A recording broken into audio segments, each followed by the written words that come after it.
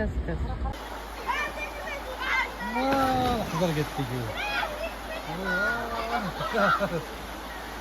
Rahat yürü. Şeker. Diğer tarafını çekim mi ediyorsun bu oğlum? Sağ ol size.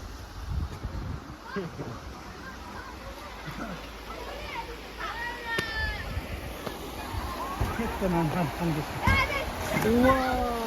Tamam. Hayır katlayayım. У меня солнце существенно теряет. Tutamıyoruz.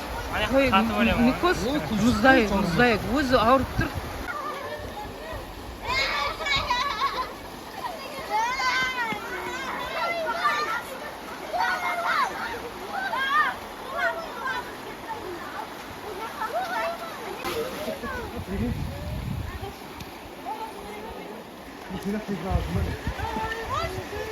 Мен ғана секіріп. Басын түсіп берем оны.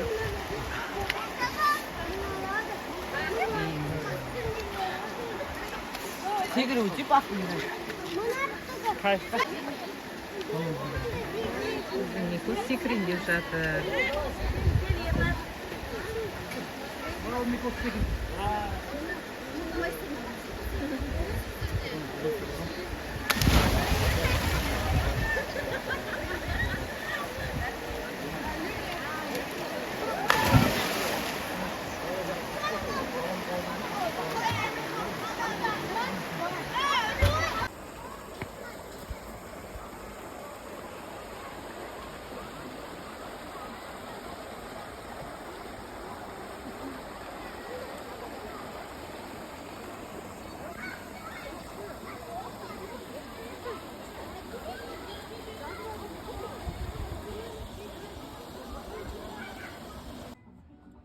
Adam yeni koysundur.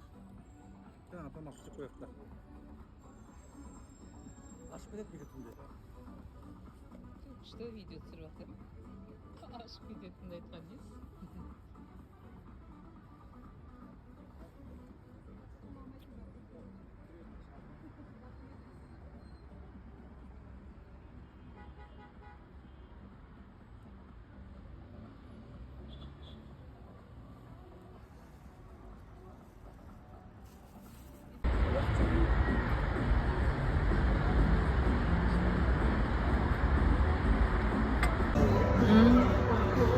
Sonra soğuk yok.